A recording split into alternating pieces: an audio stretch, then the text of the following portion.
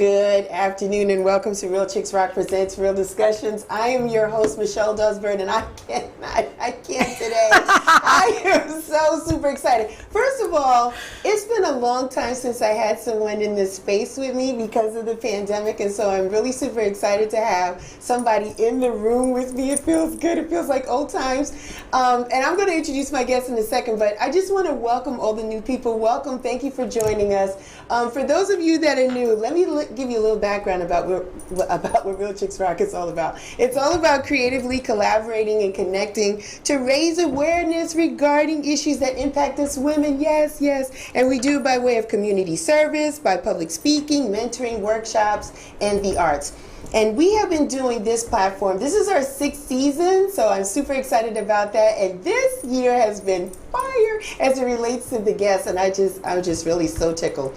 Another announcement I want to share. It is October. It is Domestic Violence Awareness Month. It is Breast Cancer Awareness Month.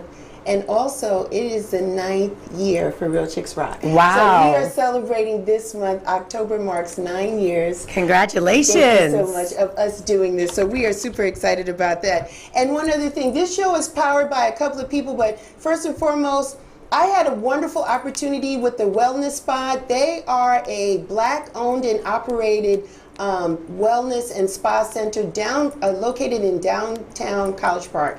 Awesome facility, great services, and they are paying it forward. They are doing a Best Foot Forward shoe drive. It ended really, I think, on the 31st of September, but I think they're making exceptions to the rule because the demand has been so phenomenal. So if you have some lightly worn shoes, please donate your shoes to the Wellness Spot located in downtown College Park, and we'll talk about them some more at the end of the show. Today, it's a beautiful day in the neighborhood here in Atlanta, and I am so excited because today my guest is Tyisha Fernandez. Whoa. Yay! Hello! Yay. My producer's typing in the booth, like, yay! I'm so excited. I met this beautiful person 2 weeks ago. Yep. At the Sister in Business Expo. I was in the press area. Yay. Did a write-up on the whole thing. And this person walked in with this beautiful energy and flow and just lit up the whole room and was with us for most of the day. And we got to meet, and I think it was love at first sight for me. We had a great conversation right off the bat. And I asked her, would she be a guest? And she said yes. So today my topic is a talk with Tyisha. Hi.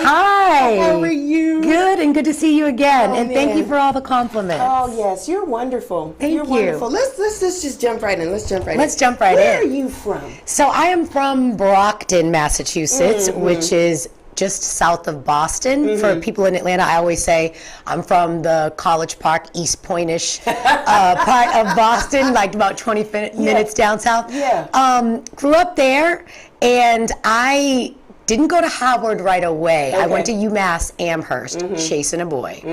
And even though everybody in my family told me not to do it, because my plan was to always go to Howard. I thought I was Denise Huxtable. I wanted to go to Hillman, which is really Howard, because Debbie Allen, the executive producer, went to Howard. For all you people who think it's Hampton, it's not. I'm sorry to bust your bubble. It's Howard. So I got derailed from my plan, went to UMass, hated it. Nothing against people who graduated from UMass, but it just was not for me. Yeah. And then he got somebody else pregnant, which was the best thing that could have ever happened to me.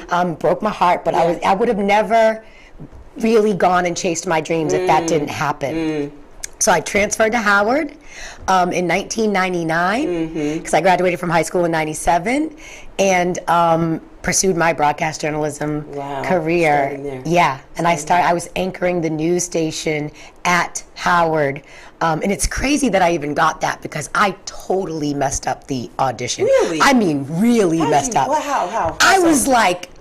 I was like squinting at the teleprompter. I didn't know my cues. I was messing everything up. I was stuttering. But my professor saw something in me, that I didn't see. And I got that position at Howard, and I became an anchor at the school. And that kind of just started the hard journey and road. It still wasn't easy, even though that happened. It was still a difficult road to get to WSB. It wasn't It was a good thing. It was a very good thing. And I want to go back to the Boston years for just a second. Yes. What was it like for you as a kid growing up in Boston? So a lot of people who have never been to Boston think, they say, oh, there's black people in Boston? There's plenty of black people in Boston. The reason why people say that is because there are not a lot of black decision makers in Boston. There are a lot more now than there were when I was growing up. But I experienced a lot of racism growing up. I watched my brother's uncles' father get harassed by the police a lot. You know, my parents had to talk with us about how you act with police very young. And it just always felt like we were capped. Like, you can do well until you get to right here, and then you can't do anything past this. And it was very clear. The racism is very clear up north. I feel like, well, let me back up a little bit. It can be hidden because there are a lot of, you know, no one runs around in Klan uniforms or anything, or they don't say the N-word out loud like they do in the South a lot. But, you know, they're police, they're judges, they're teachers, they're everywhere. I want to tell you a story real quick. So I was in the gifted program. I got into the gifted program in the 4th grade. I went 4th, 5th, and 6th. And while I was going into the 7th grade, my mom just trusted that the school system would do what they were supposed to do and look at my records. They looked at my last name, and I guess all the other people, or most of the other people with my last name, were in basic and standard, and they never opened my file because they just put me in basic standard. So I get to my first day of school, and it's like a party. And you know, I've never been in basic or standard. I've always been in honors advanced, where it's like really serious. So I was like, I'm not gonna lie, I was having a good time. People had boom boxes. I'm talking about, this is like 92, 91, 92. So I was like, I'm not saying anything. So I didn't say anything. I said, I'm gonna tell my mom Monday. You know, school started Monday. I said, I'm just going to have fun this week, and then I'm going to tell my mom. Well, Friday, they brought me to what's called Chapter 1, and they tried to teach me how to read in the 7th grade. And I said, okay, I can't fake this. I can't play this anymore. I don't belong here. And the woman said, sweetie, nobody belongs here. And I said, no, you don't understand. When my mother finds out that you all put me in this class, we're all going to be in trouble. And she just laughed at me. I went home, told my mom what happened. My mom was a teacher in Boston, in the city of Boston. Come on, Mom. She took Monday off, came up to that school, and I'll never forget, she demanded answers. I want to know why my daughter was put in this basic class. And I just remember everybody in the office, faces beat red, the principal's face beat red, because no one wanted to admit that they never looked at my file. My mother brought it all the way to the superintendent. I don't even know if anybody got fired, but I know heads were turned and people were rocked, and hopefully that stopped that from happening, at least at that school. But that is rooted racism. I mean, right in your face. You just judged me by my last name, like she couldn't be in advance. Oh my God. Yeah. So that's the kind of things I dealt with growing up. It's not the, you know, you N-word, you this, you that. It's like, we're going to make sure that you don't succeed easily. Yeah. I tell everybody that story, and people, educators in Brockton, hate to hear that story, but I'm like, you're gonna hear the truth. That's the truth. And so, how soon did you get to go to your right class? Did they do it? Well, my mother took me out of that school. Oh, she did? She took me out of that school because she didn't want me under the direction of those educators. So I went to a different junior high school, which, because in Brockton, it's north, south, east, and west junior high schools. And so I just went to East Junior High and had a much better experience. And you know how news travels. So everybody had heard that my mother had done all this and gone to the superintendent. So they made sure that I personally didn't have any more problems like that. But imagine the kids who didn't have a teacher for a mom. All right. You know what I mean? Voice. Somebody who didn't have a voice. And I am Cape Verdean, which is West African and Portuguese mixed. Portugal colonized West African country. And so there are a lot of Cape Verdeans in Brockton, and a lot of their parents didn't speak English back then. So they would never have someone to go to bat for them like I did. My dad is Cape Verdean, my mother is Black American, who grew up very poor and got a scholarship to Boston University. And, you know, that is who I had as a mother, thank God. Yes. Because I know a lot of and when I posted this once on Facebook, and a lot of people shared their stories at that particular school and at other schools. So I know a lot of people didn't excel the way that they were supposed to because they didn't have the backup that I had. My gosh. That's the kind of racism we dealt with in Massachusetts. And hopefully it's not still like that. Hope not. Do you go back to talk to students or do anything in that area? Yes. So I have a lot of relatives in the school system now. My brother works in the school system now. He's actually he's contracted by the school system. He goes to all different schools, and so I go back. I've talked to that particular school before. I've talked to different high schools. My favorite group is that 12 to 16.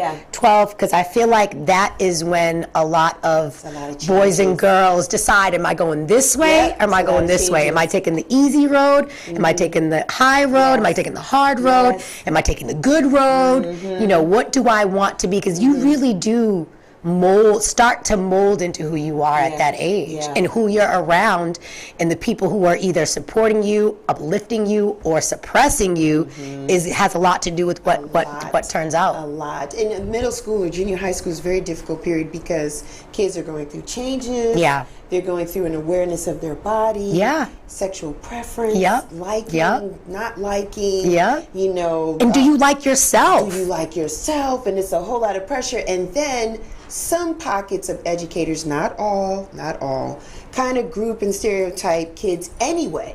Right? So the junior high school is very difficult because you're not little kids in elementary. And you're not in high school. So it's like this gray space for them anyway. And some kids aren't getting the support at home. Thank God my mom was such a pusher.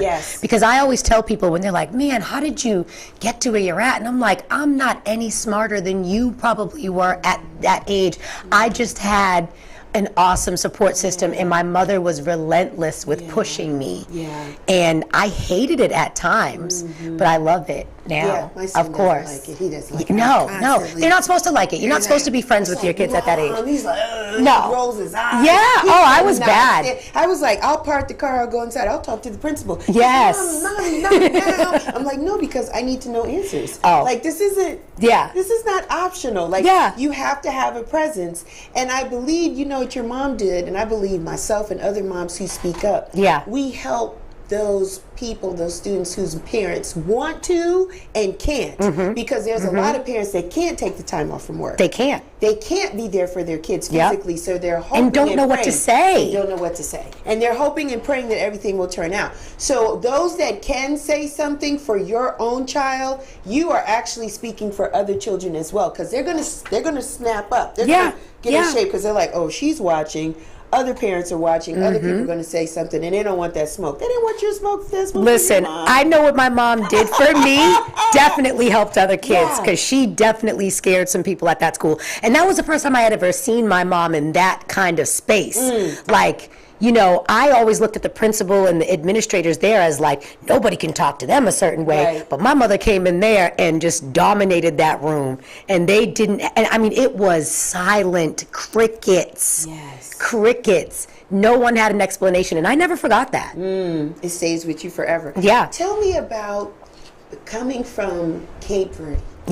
What is that like? Like, your dad is from there, so did he come here as a young child? So it was his great-grandparents. So my dad, we're more Americanized, I would say, but I grew up with a lot of people who literally were just born there and came over, or their parents were born there and they were born in America, like first generation. So I'm not really like, I didn't have it as rough as a lot of my friends who are like, we call them like real Cape Verdean. We call them like off the boat Cape Verdeans. I'm more like, thank God, like I had a balance of both. I mean, it's not offensive to us. We know what that means. Yes, because a lot of them were literally off the boat. But I still got the stereotype from it, like, you know, from my last name, like that's how that whole story I just told you. So I still, even though I didn't have the difficulty that a lot of them had with learning the language and stuff like that, I definitely got the prejudice from it. And why did our grandparents and our ancestors migrate from Cape Verde to Boston. Why Boston? It's so funny. I can only give you what my my educated guess on it is, because I never get a solid answer. But one thing I know is that Cape Verdeans are very tightly family oriented. So whenever the first family came over, and I know that they're fishermen by trade, right? So they needed to be on the port, on the water. Now, why they didn't go south where it was warmer, I don't know. I don't know why they came to Boston. But they went to Boston, and once one family came, they all would come to, and that family would help other families and help other families and help other families. Because even like when I'm here and I tell people I'm Cape Verdean, they're like, you're from Boston. Like they know Boston. Like we have Cape Verdean elected officials. We have Cape Verdean, I know a state rep, that's a Cape Verdean woman. I don't know if we have anybody in the Senate yet, but the mayor, we have people running for mayor in my city of Brockton. I don't know why they all came, but I know that they are a culture of people that stick together. So I can only imagine that when one family came, they all came. One question about your mom and dad. Do you remember how they met? Yes, this is such a great story. So my mom was a very talented musician, and she played all kinds of instruments in Philadelphia, and she grew up very, very poor. She was one of 9. And so at the time, and I don't know if you know this, but I learned this kind of recently, in the late 60s, different universities, big universities, were getting sued for not having enough students of color. Boston University was one of them. So they sent recruiters out to different cities in the country to recruit black students, and probably other students of color. You also had to have a talent, though. They weren't just going to take you because you were black or you were smart. You had to have a talent. So my mother played the pipe organ, and that was so rare. So she got a full scholarship to Boston University in 1969, and so she was going there. She had just graduated. She was playing the organ for a church, and it's so funny that churches were doing bingo in the basement back then because gambling's supposed to be a sin, but a lot of churches did that back then, and so she was working in the bingo in the basement, and my father was working down there too. He was calling numbers, she was passing out cards. And back then, like, it was different than it is now. Like, you could kind of pass guys around. If you dated somebody and y'all didn't hit it off, then your friend could date him and see what happens. Like, this is what my mother told me from her own mouth. So my mom's friend went on a date with my dad first. Her name was Gina, and it didn't work out. I don't know how far it went with the dating, but it didn't work out. And then my mom, wanted to date him, but she said, even like before the first date, she was like, he's just so short, I don't think I'm going to marry him. She said by the end of that date, she knew she was going to marry him. She said his eyes, his personality, his energy, and he was a divorced man. He was divorced. He had 2 children, and that was like a no-no in my mom's family, to marry a man that already had children and that was divorced. And my mom just kind of went against the grain. She really loved my father. They got married, I think, maybe 2 years later, and it was my dad who actually helped my mom get on track with her career, because my mom was so giving. She was working at the Elma Lewis School. If anybody's listening from Boston from back in the day, you probably know. She was barely getting paid. And my father was like, listen, you're not about to be having a college degree and not get paid. Like, my father didn't have a college degree. He went to high school. He had a high school diploma, but he was a laborer. He worked for the gas company. He worked for a cleaning company on the side. He worked like 3 jobs so that he could make good money. And he told my mom, you're not going to have this degree from Boston University and not get a good job. So he helped her, pushed her get a job, and she got a job at one of the most prestigious high schools in Boston called Boston Latin School. She was there for 34 years before she passed away. 34 years. And they had 3 kids together. I am the middle child, had my brother, me, and my sister. And they were married all the way up until my mom passed away from a brain aneurysm in 2010. I'm so sorry to hear that. God called her for a reason. I'll find out when I get there. I But know that's right. I don't know. We don't know. But I just know her time here was short. I was 31 years old when she passed away. It absolutely killed me inside. But I also used it kind of as fuel to go forward, because she watched how hard I worked in this industry, and I could never crumble because she was gone. When I had the best thing and the worst thing happen to me in 1 week. I got a job in Boston at the Fox station, and my mother died in the same week. Well, I didn't get the job. I got the interview. Yeah. And my mom passed literally 8 days later. But I thank God for that interview because it was the last time I saw her. Yeah. In Boston. But she visited me a lot. I saw her like at least every other month. But I had not seen her before the interview for at least maybe 2 months. Okay. So that interview, June 18th, 2010 was the last time I saw her. And she passed away June 26th. She's with you always. She is. She's with That's the only reason why I'm here. You twinkle because Sitting here with you. Yeah, you twinkle because you're mom. I'm telling you. Thank you, Mom. Mom, for everything that you've done. I want to talk about the HU years. And Okay. and as Tyisha said, not Hampton. We're talking It's about Howard. I'm sorry, y'all. Got a lot of people from Howard listening. So listening. Tell us how that was, that experience with you. Oh my gosh. That. Okay, so I'm at UMass and I got my heart broken and I'm like barely picking myself off the floor. Really? Thank God so my mom was also the organist at our church. So thank God we had a very tight, strong, supportive church family. They got the application for me. They helped me fill it out. And I had to do rolling admissions at that point because I had applied so late. I didn't apply until maybe I got my heart broken in May. I probably started applying in June. Yeah. And, you know, if anybody knows anything about college, that's rolling admissions. You kind of just get what you get. You may get in, you may not. Right. So I ended up getting in August, and my parents were like, yes, you are out of here. They wanted me out of Brockton. And we get to Howard, and there's no housing because everybody had taken it. Yeah. And they had to get me an apartment, which was the best thing ever. Yep, got an apartment. And I remember, like, getting a validation sticker was like, oh my God, at that time. I've heard that it's gotten a lot better. Please, Howard, I hope it's gotten a lot better. But we literally had to wait in line for like 6 hours to get my stuff straightened out. And then we waited in one line for 2 hours and then found out that was the wrong line. So me, my mom, and my sister split into the 3 lines, like, all right, we're going to do it this way. Yep, and I'll never forget this woman named Toni Newman. She helped me. Me, my mom, we were all crying. And she helped us. I don't know if she's still at Howard or not, but Toni Newman, she helped us. And I went to Howard, and I lost a year of credits but it's okay. Looking back, I'm like, why was I rushing to get out of school? School was like the best. I loved it. So I ended up graduating in 2002 as opposed to supposed to graduate in 2001 if I had stayed on track at UMass.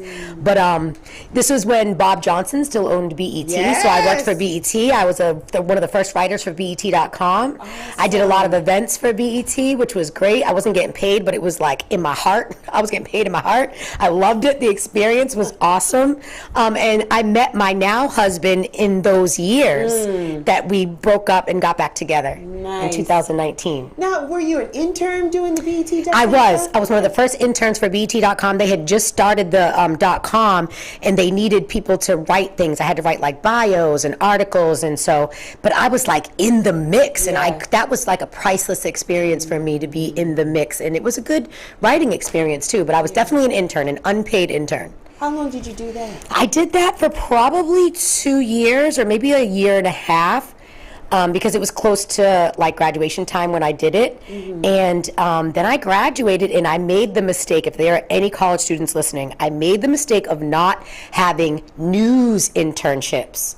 I had like all fun. I interned for Jive Records. Yeah. I was having a good old time, but that's not what I really wanted to do. So now I graduate, and I'm like, woohoo, graduate 2002, and no one will give me a job because I had never been in a newsroom.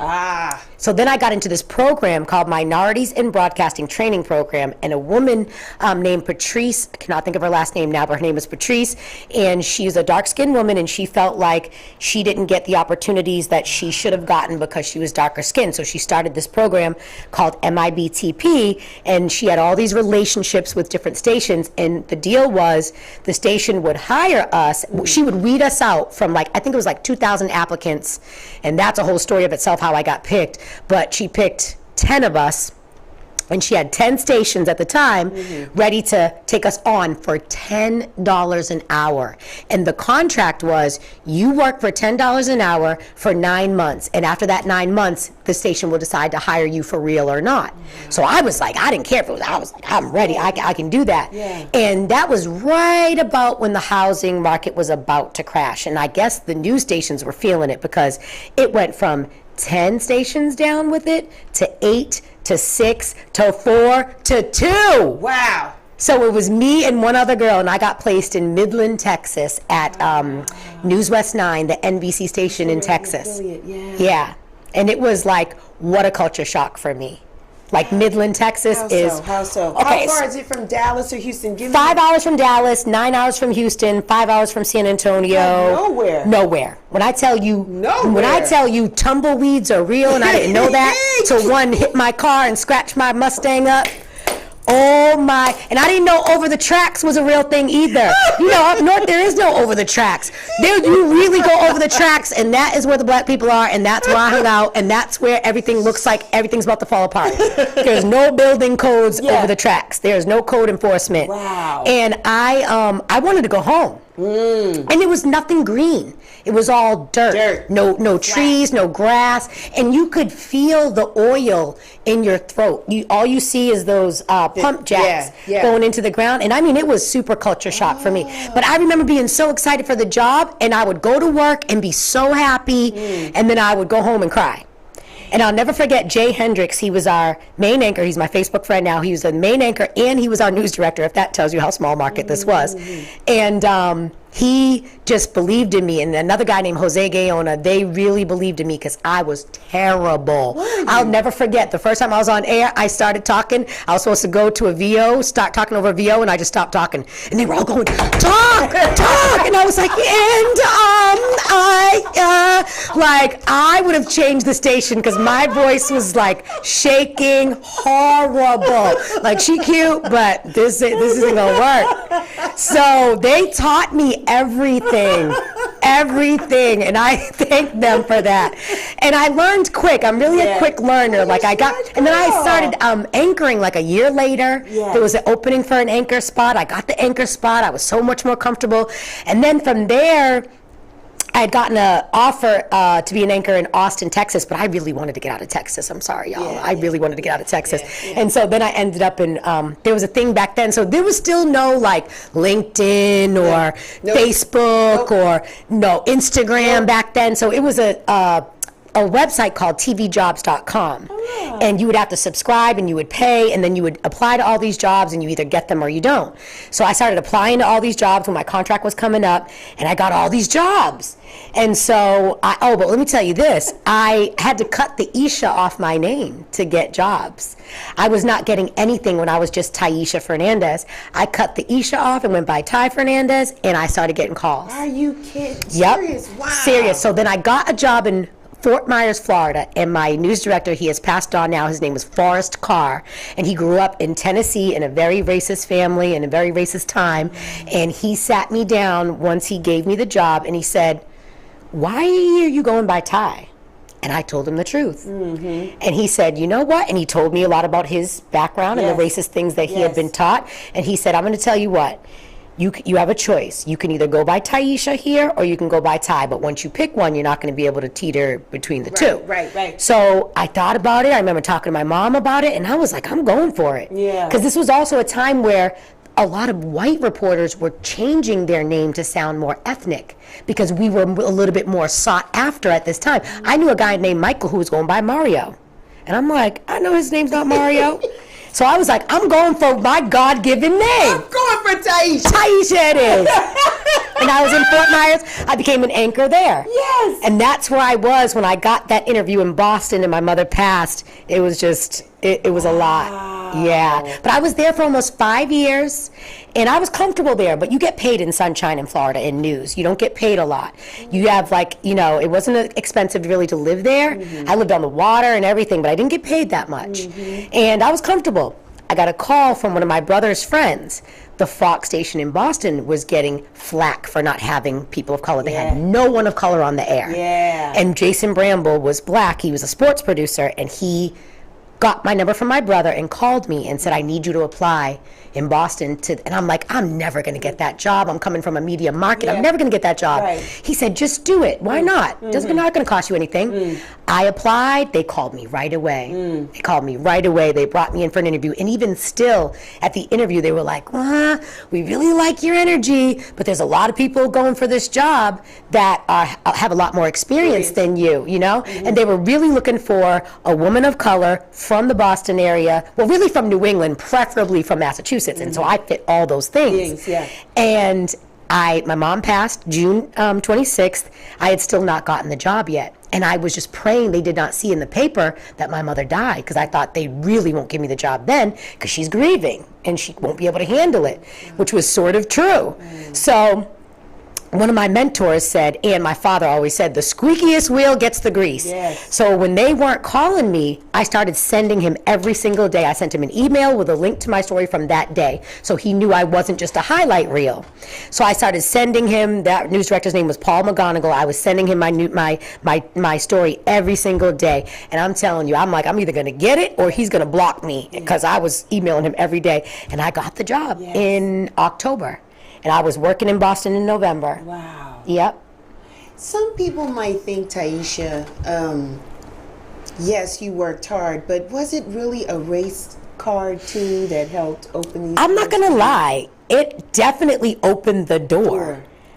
I kept the door open. Oh, come on, girl. I kept the door open because I was still competing with a lot of people of color who had more experience than me, who were from that area. So yes, it absolutely got the door open for me, but I wouldn't have been able to stay in that door if I wasn't me. Yeah, doing the work. Yeah. Because you're doing the work. Yes. Hard work. Absolutely. Learning on the fly. And a lot of people don't realize that Channel 2, we have to pitch our own stories every day. Really? Every single day. Even my friends thought that we just go to work, we look cute, they hand us our assignment, they say, like on TV, here's your assignment, here you go. No. Our meetings go, what do you have today, Tyisha? In front of everybody. Right. Okay. And not just me, everybody has to pitch every single day. Now, they give us a little leeway. If they don't like your story, there are always things that need to be covered. Okay. But you don't ever want to be known as the reporter who always needs something handed to them. Wow. So you better at least have 3 good stories, 4 good stories a week. Wow. Yeah. And you pitch before you go in, like, what is the pitching like? So we have a meeting every morning at 9, and we pitch. We have to say, and it's not just, hey, I think this is a really good idea if we do this. No, it's, this is the idea. I spoke to this person. I'm set up with this person to interview. This is the video we're going to get, and this is going to be how it has impact for everybody in Metro Atlanta. Wow. Real journalism. Every day. Real journalism. Every day. Like, I don't know how other newsrooms go in Atlanta, but I know that our newsroom is buttoned up, it's strict, it's about that life, and it's the reason why a lot of people don't stay at Channel 2, because not everybody survives. It's nothing you're taught in college. It's got to be something that's in you. That, I always say, getting the job's tough, keeping the job is tougher. Oh God, yeah. Quality news that's coming out of this station. Well, that's why I think we're a monster station. News. We're a monster station because we don't just rely on one group of people to come up with the stories. Like they rely on us being in the community. Like even the event that we met, I'm going to keep in touch with a lot of those people, and a lot of those people are going to come to me and say, hey, do you know about this? And I always say it's planting seeds, right? It doesn't grow right away. But I have gotten so many exclusive stories from people that I've met on things like that, and then something happens and they call and they're like, Ty, I think you're the one who needs to know about this. And then I research it and I develop it and it becomes an exclusive story that impacts a lot of people. Yeah. I got a story for you. I'll tell you when we go in the agreement. I'm looking forward to it. That's up for Tyisha. I want to talk to you about you being in the news in Boston. Listen, Mom did her thing. You left Boston, broken heart, went to HU. Now you're back. How does it feel to be in that space? So I got to tell you first how I got back, because it really is an amazing story. So I get to Boston, right? I'm like, this is where I need to be. Then the mental health comes into play. Me losing my mother, me feeling like they only hired me to put me in a box. Now, I came from a station in Florida where I was an anchor. I was one of the favorites. I was one of the people that was like, held up here. I get to Boston and they're like, all right, you sit over here. You filled our quota. They wouldn't really let me do things to spread my wings. So that broke my heart. My mom being gone, was a weight on me. And I'd always believed in mental illness because my mom had a few things with mental health, but I never experienced it myself. And I've always considered myself so strong. But when my mother passed, I went through it. And I finished my 2-year contract, and I had to take a break. I knew that I was either going to have a mental breakdown or I was going to try to still hold on to this job. And I took the break, and I remember my father was so disappointed in me. A lot of people were so disappointed in me because I had made it to what they thought was the top, and now I'm just giving it up, because it's really hard to walk away from news in a top 10 market and to come back when you take a break. So I took the break. I had already been teaching Zumba because I had started teaching Zumba in Florida. And so I said, I'm going to use that to make money until I can get myself healthy enough to get back. And I had tried grief counselors, I had tried therapy. None of that worked for me. I'm not saying it doesn't work, but it didn't work for me. I don't think I had the right people. But me starting my own Zumba studio, helping women lose weight who hated going to the gym by dancing it off, healed me. So after 2 years, I was like coasting, and one of my mentors was like, the National Association of Black Journalists Conference is in Boston this year. Every year they have it in a different city. It had never been in Boston before. So I'm like, this is a sign. So I get my little reel together, and now remember, all my stuff was 2 years old. So I flew to California with there was a camera guy that I knew that I had worked with, and he had a production company, and I said, we got to fake it till we make it. So we went out, we shot a lot of fake stuff. He mixed in my fake stuff with my real stuff, and we made a reel. Love it. And I get to NABJ. I interviewed, because I only had money to go to 1 day. I didn't have money to go to 2 days. So I interviewed with 14 stations in 7 hours. So every half hour I had to, and I'm Tyisha Fernandez, and I'm going to be the best for your station. And I had to get, and I didn't even eat that whole 7 hours. Wow. So the last station I interviewed with was Channel 2. Come on, Channel 2. And I had not done my research, so I'm going to be honest, I did not know who WSB was at that time. So I'm like, I sit down and I put my name on the list, and I'm like pretty far down on the list, but I didn't care. It was my last one. I was like, I had a sigh of relief. I'm like, okay, I can breathe. And it's so funny how it all works out. And this is what, if you don't get anything from this, always be yourself, right? So there's a white woman walking around who's very underdressed, and there are 2 black women who are very dressed up. The underdressed white woman, I had no idea was an executive for Cox. She comes over to me and she's asking me all these questions, and I have guard down. I'm just telling her everything. And I'm talking just like we're talking right now. I'm like myself. And she's like looking at my resume, and she's like, why aren't you working right now? And I'm like, I told her, I was like, listen, my mentors told me not to say this, but my mother passed, and I'm at the point where if people don't understand that I had to take a break because my mother passed, I don't want to work for that company. So I'm telling her all this stuff, and she's writing stuff down, and I'm thinking she's a helper. She goes over, she says something to the 2 black women that are very dressed up. They look at me, and they call my name next, and I'm still not getting it. I'm just like, yes, because I'm hungry. So they call me over, and they interview me, right? And they ask me the same thing. They're going through, they're looking at my reel, they're looking at my resume, and I have the most experience of anybody at this conference, because the conference is really for people who have a lot less experience trying to get more, not people who have 10 years experience already. So they're like, tell me again why you don't have a job right now. I'm like, totally by choice.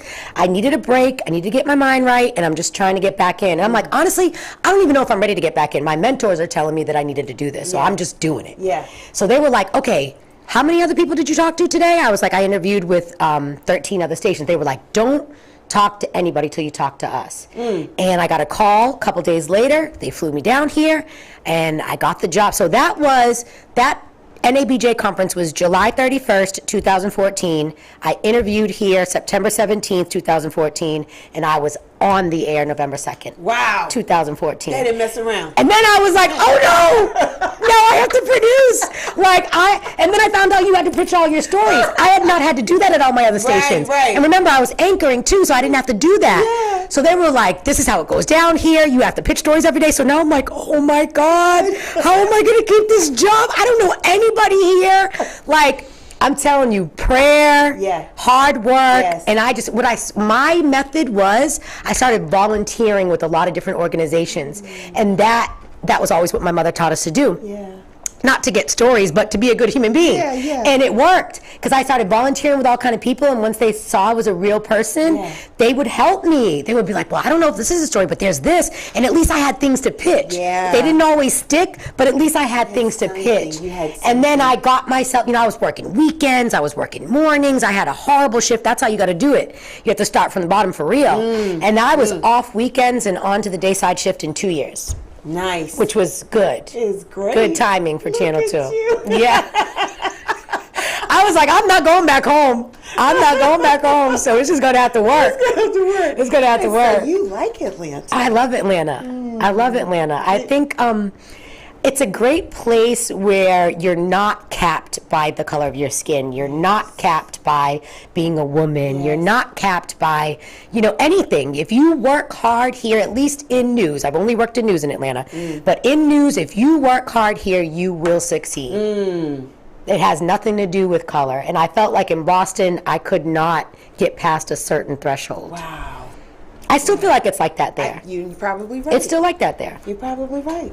They feel like we have one black anchor, that's enough. That's it. They don't do that here. Like, No. if you see plenty of black faces, No. plenty You see of qualified Asian people. faces You and see Hispanic faces. Yeah. Yeah. Everybody qualified and Yeah. good at what they do. Yep. And you're right. It is a lot of diversity on WSB. Oh, yes. It's And even very- in management. Yeah. Oh, that's good. Yeah. That's good because we can't see management. Yeah, We you just can't see management, but I mean, we are all up and down.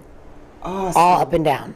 Awesome. Tell me about the Edward R. Morrow Award. Did you receive that? I did. I got that award. I'm trying to remember what year. Let me think. 2000. So I was in Florida 2006 to 2010. Had to be around 2008, 2009. Okay. So what happened was, it's so funny. I used to go to this restaurant all the time.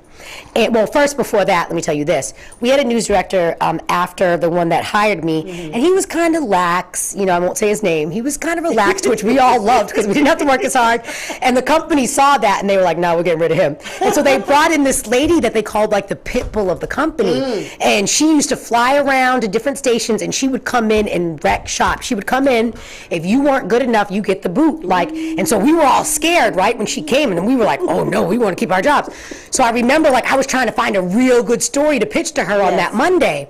So I had always gone to this restaurant, and the GM at the restaurant came up to me and was like, hey, I don't know if this is a story, but my 4-year-old, or maybe he was 5, was on the bus, and I was at the bus stop, and he never showed up. And when he didn't show up, they couldn't find him. They had no idea where he was. And she was like, I just think that that's crazy. And then she runs me all through how she thought her son was kidnapped, and she didn't get him until 3 hours later.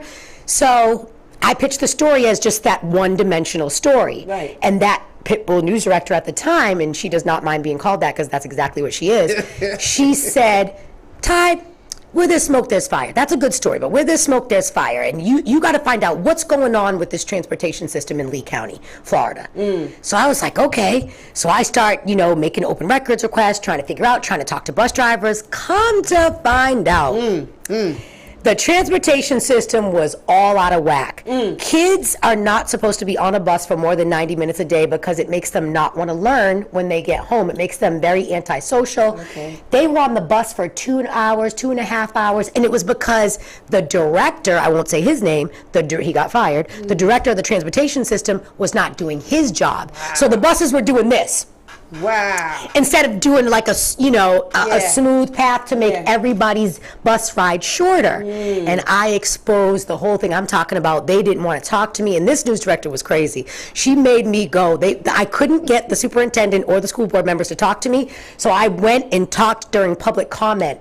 And that, you just don't do that. That's just not the way media works. Right. But this news director was like, we're going to shake some stuff. And man, it was a 3-month investigation. And other reporters were enlisted to help me because it became too big.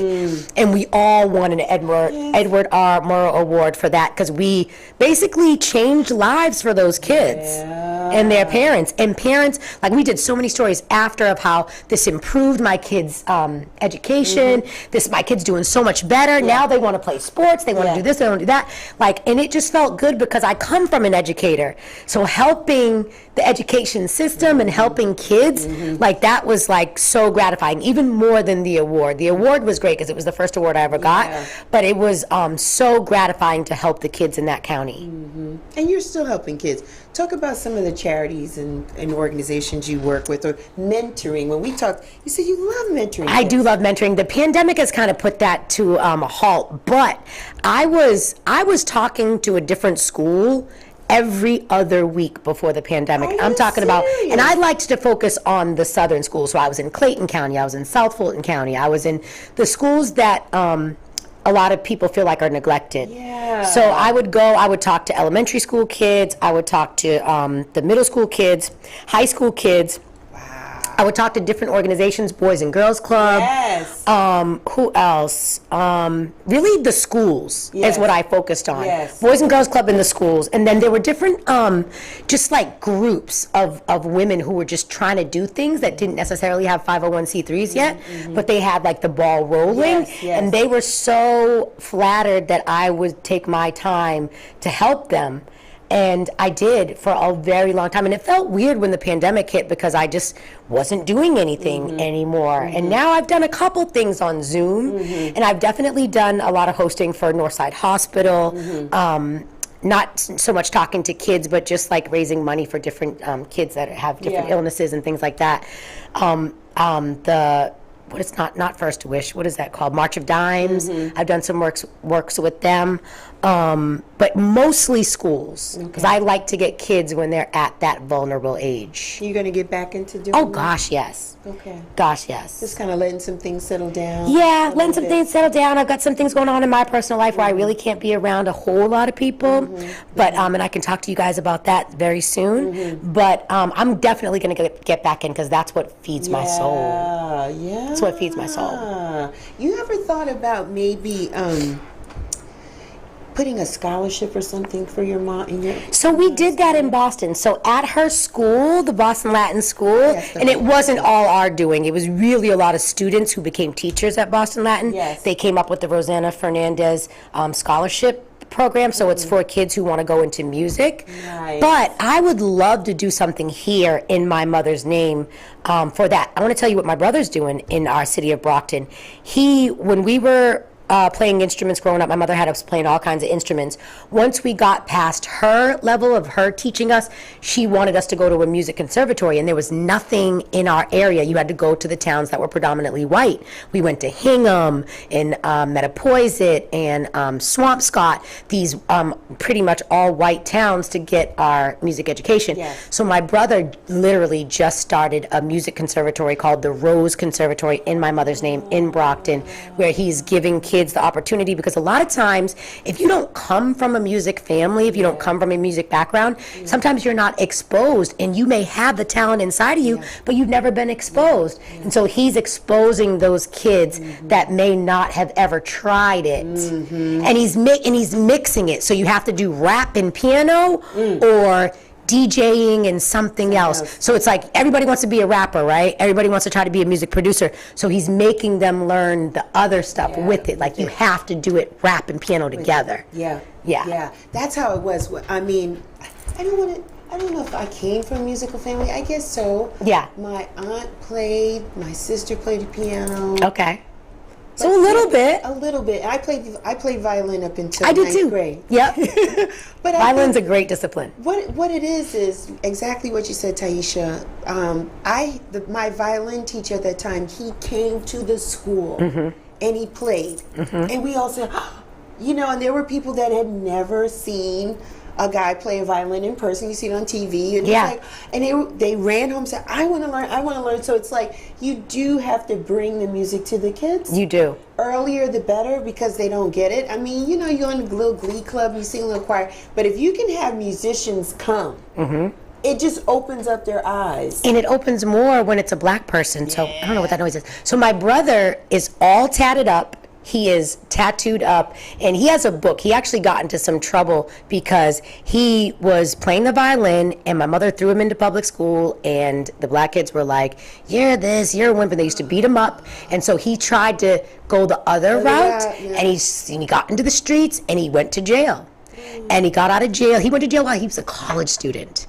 He got out of jail, and he said to my mother, "I promise you I'm going to be what you always wanted me to be." He went back to school, and even though he had this felony, he still found his way back into the school system. That's why he's contracted by the school system and not like an employee. Yes, okay. And when he goes into these schools, tatted up, he had dreads for the longest, and these kids see him play the violin, see him play the piano, see him sing. I mean, they see themselves in him. Yeah. And he has a book called Excuse Limit Zero, and it's on Amazon, and it's very affordable. But if you have a young son, especially a black son of color, get that book, because it talks about the struggles he went through, how he ran from his talent, how he was ashamed from his talent because of everybody else, and how he still took his mistakes and succeeded anyway. It's a great book, Excuse Limit Zero. Okay. Written by brother's name? Gregory Fernandez. Yeah. Get that book. I'm going to get it. Yeah. I'm going to get it. I'll give you one. Oh, thank you. I have one in my car. I'll give you one. The only thing I want is for you to tell other people about it. Absolutely. Okay.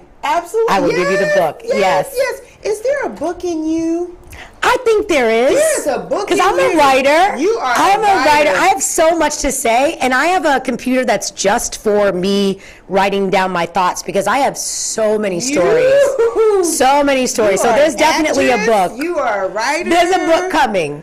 And I don't know when, but definitely in my future. You have to write a book. Oh, definitely. And I want to do, when I do move on from local news, I want to do different seminars where I can give motivational speeches to young girls. Yes. You know what I mean? Yes. Where it's not just in schools, where it's outside of schools, where I can talk real with them. Yeah, we want you to talk real. Yeah, because I'm real with them in school, but you have to be politically correct in the schools if you want to come back. I know. So I want to do motivational speeches to young girls and guys too. Yes. But I see that in my future. I do. So you don't want to go national with your career? I had an opportunity to at one point, but it was so late in my career that I didn't want to move around. I didn't want to be sent to this city, to that city. Yeah. If it had happened earlier in my career, that was definitely a goal of mine. But you just kind of get to a point, at least I did, where I don't want to move around anymore. I want to be still. I want to just be good at my craft here. And I love Atlanta, and I just don't want to live out of a suitcase and live. I heard that. I just didn't. And it came so late in my career, the opportunity. And I was already here, and I was already at WSB, and I do love being there. Yeah, you do. We can tell. Yeah. What is the message you would tell young girls given the opportunity? Do not limit yourself. I remember telling my peers in the 7th and 8th grade that I'm going to be a news reporter and I'm going to be on TV, and I'm telling you, everybody laughed at me. Teachers, peers, family members, like, girl, you better have a backup. Like, you better have a backup. You better have something else. And I would be like, and I would get discouraged by that. But my mom was such a dreamer and a supporter of dreams. And even though I didn't know anybody in news, I'm not someone who comes from a family of news people and this uncle hooked me up or this person hooked me up. Nobody hooked me up. And I think when you say that you're going to go into a field that you have no in with, I think people's automatic reaction is, you can't do that. Like, you can't, it's very competitive. And even my mom at some points was like, well, Tyisha, it is very competitive, but at least you'll have your degree and you'll be able to do something else. And I'm like, is that doubt? Because I feel like you told me that I could do whatever I wanted, and now you're backtracking. And then she was like, no, you're right. And I'm so glad that before she passed, she got to see me doing it. She got to see, I'll never forget, I know we're probably running out of time, but I'll never forget, she came to see me in Florida. Florida. She got to sit in the studio and got to see me anchor a whole show solo. So she saw me like going to one camera, to another camera, standing up, doing this, talking off the top. She was like, I could never do that. My mother was like, nerves. She was like, I could never do it. But I think I get that part from my dad. I get the fearlessness from my dad. Like, ain't nothing I can't do. Like, I'm not gonna, I'm nervous, but I'm gonna like step on those nerves until the end. I'm gonna get through this. And that's another thing I want to say to young people. Don't let your nerves and your fear of failing stop you, because I failed so many times. I got so much rejection. To get into that program, Minorities in Broadcasting training program, I had to prove that I had been rejected from 50 different jobs. Okay, so I got rejected 50 times before I got that one opportunity. Wow. So when they tell you you can't do it, or when your head is telling you you can't do it, if you will put in the work and you really believe you have the talent and you're ready to learn and always be a sponge, keep trying. Yeah. Keep trying. Yeah. Because I could have given up and could have been doing whatever. But you wouldn't be here I'm today. so glad. I'm so glad. Oh my God. Oh my God. And God, like, pray too. That is huge. Prayer is huge. And a lot of times I felt like, I don't even know if I'm praying right. Like, I'm just talking to somebody that's not there. So he's not talking back. Give us a glimpse of what you would say. So I would always start with the Lord's Prayer. I know that kind of opens up the channel, right? Yes. And growing up in church, I know that by heart. I've always known it by heart. I start out with the Lord's Prayer, and then I just, I tell the Lord what I want, like I'm talking to a human being. And then my mother always taught me to thank him too, because a lot of the stuff I'm asking for is already there. It's coming. So it's thank you for this career, Lord. Thank you for this. Thank you for this family I'm going to have. Thank you for this longevity. Thank you for this health. Thank you for this wealth. Yes. And I've gotten more comfortable as I've gotten older in praying, but I still don't think I'm a pro or anything. But I feel like my prayers are being answered, so I'm doing something right. Tyisha, thank you. Good. This was so much fun. I love this. I love this. I'm so glad I met you. Me too. I'm so glad that you spoke to me. Yeah. And so, like, I don't know, like, I could feel your energy, even though we both had masks on, like, I could feel your energy right away. And I think that a lot of people are afraid to approach me, and you weren't. No. I thought people they're afraid to approach me only because they see me on TV, not because I'm like. You're a woman. Yeah. You're a beautiful woman. You're just a person, and just a person. And I think it was important that day because we were there to overcome those type of fears. Yes, right. That was the point of it. The whole purpose of the Sisters in Business Expo was to allow women to come together that own businesses, to network, and to grow, and to get out of their comfort zone, and have powerful speakers talk about the overcoming their challenges, and you moderated most of the day. I did, and you were the very first person that I had a conversation with. You were the very first person I had a conversation with, and it set the tone for the day. I met so many more beautiful women, inside and out, powerful women, and it was such a gamut of women. It was women who were nervous because they didn't know what they were trying to do. They kind of had all these ideas. It went to women who had done a lot of things to women who were on top. It was like the whole, and everyone was so respectful and open and taking pictures and like no one acted like they were too good. Like no one can ever tell me that black women don't support each other ever. Again. Ever. I don't want to hear it. I don't want to hear it. That was Betty Smith's point. She was like, look at us in here. We're all doing we were all so supportive. Like genuinely.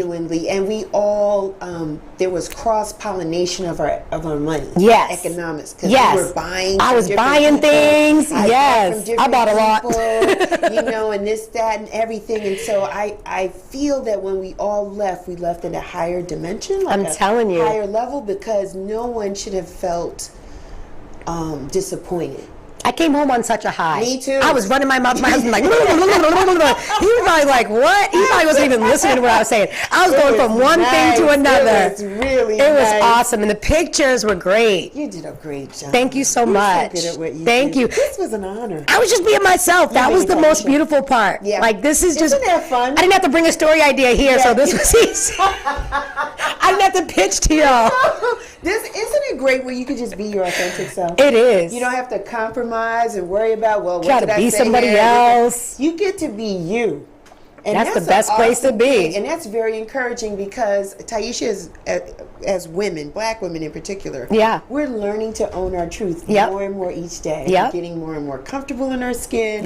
We're unapologetic. We're uncompromised. We're letting our talent and our skills and our knowledge make room, create space for us. So it's so good to see you winning. Thank you. And 10 years ago, I wouldn't have felt comfortable being this real. 10 years ago, I would have been like, still like, yes, and I wouldn't have said a lot of the things that I said about, you know, racism and prejudice and challenges. I wouldn't have been honest. So it took me time to get comfortable being me. And I'll never forget, I had a consultant tell me, if you would just be more of you, you would be such a better reporter. She told me that in 2005. Wow.